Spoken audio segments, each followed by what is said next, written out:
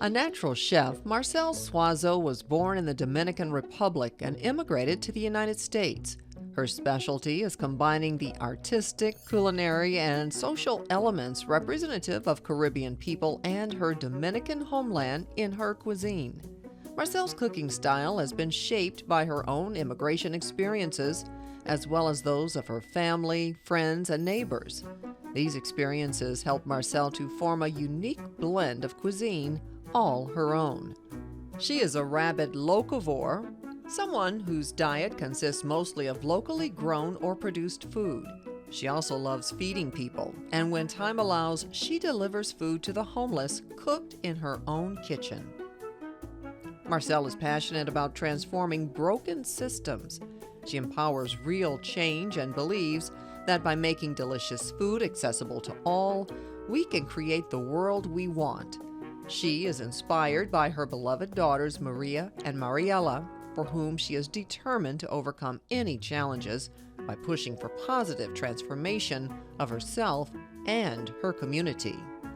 Marcelle's house is always filled with friends, and she brings love, joy, and courage to everything she does, including teaching classes at UCOM.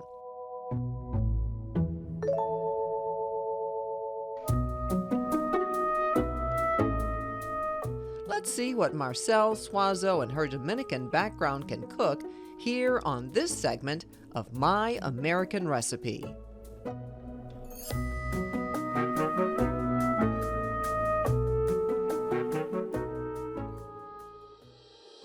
Marcelle Suazo, cooking in the kitchen with you. So excited to do so today as we are here for the My American Recipe. 3 dishes, I'm so excited about that. And we've got some broth cooking here. What are we getting ready to do?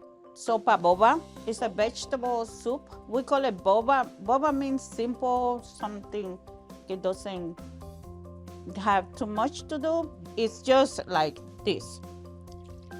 Vegetable broth. Then I have the squash, the Dominican squash.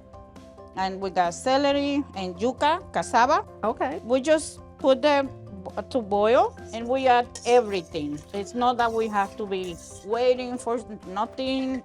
You put all your ingredients together. Some potatoes. Potatoes too.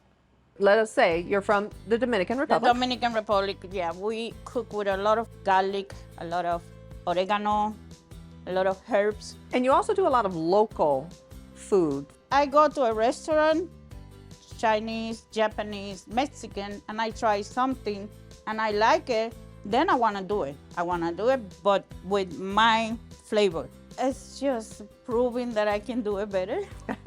I love it. Food insecurities that exist in our communities, you really work to combat that, right? Yeah. That's one of the things that's in your heart. Yes, I volunteer for the food pantry in UCOM. That's the United Church Outreach Ministry, right? It is sad when I see people that they don't get access to real food. When I cook over there, I always try to go and see what do they have because it's depend on donations. So I cannot just come out with a recipe without knowing what it is there. I want to teach that even though that is from a food pantry, they can still have healthy food with a lot of flavor. What else do you do in your own time? Because you help a lot of people. Mm-hmm. I feed the homeless a lot. For Thanksgiving, I don't cook a meal for us. I cook a meal for them. One time, I made 62 plates. But I don't do the mashed potato from an envelope. I do it from scratch. We prepare turkey, dessert. It's like a complete gourmet meal for the homeless.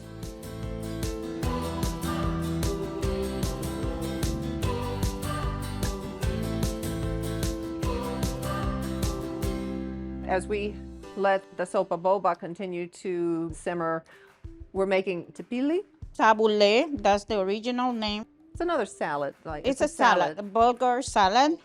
So this is one of the recipes that it comes from another country, but another culture, but you have adapted it to your recipe style.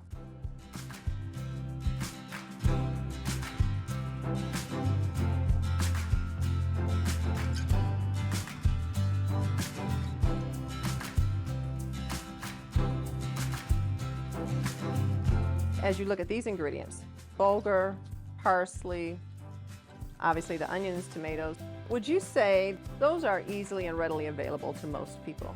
I mean, there are some local gardens. Even the bulgur, you can find it on UCOM pantry.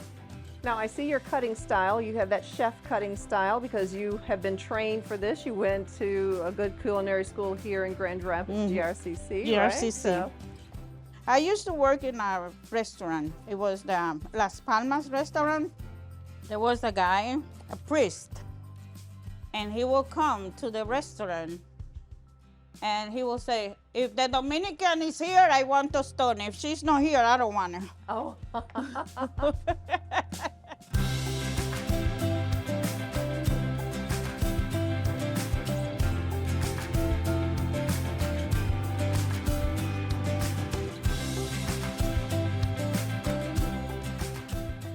Perfect.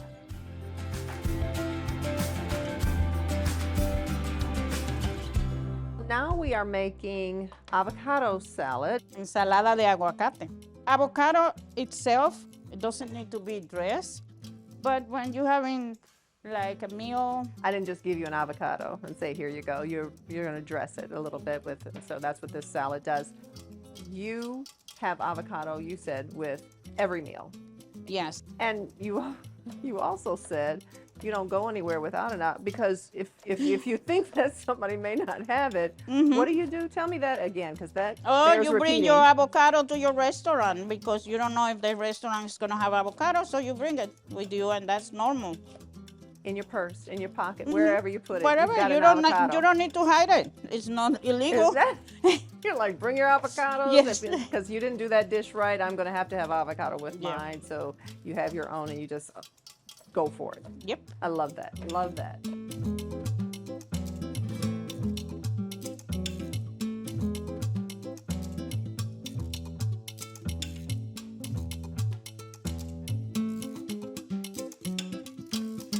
Does your youngest daughter like to cook? Mm-hmm.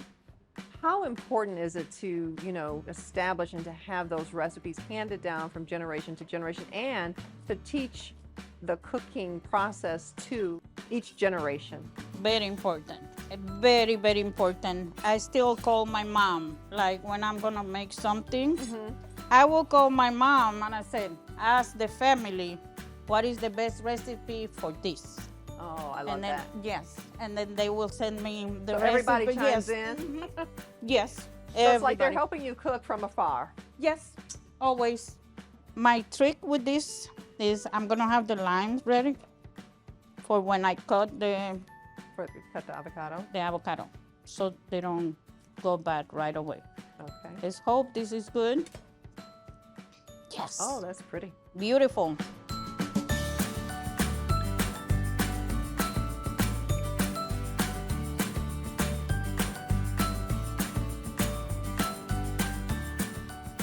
And let's go back to healthy eating. Avocado is that healthy fat. Oh, yes. This is the best mayonnaise that you can have. With the avocado? Yeah, with the avocado. You just need to smash it, and that's it. And there you go. A little bit of salt, a little bit of olive oil. Olive oil, and there you and go. it's healthy. So I'm gonna put the lime over the avocado right away, because it doesn't matter what you do. If you put the seed in, whatever, it's gonna go dark.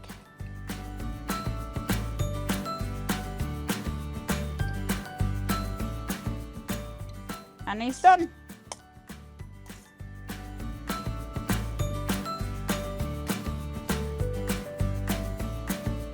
We've had a great time in the kitchen today, Marcelle, and so we've got the finished product of all your work. Simple, but fulfilling and affordable and tasteful. Thank you so much. Thank you for trusting me.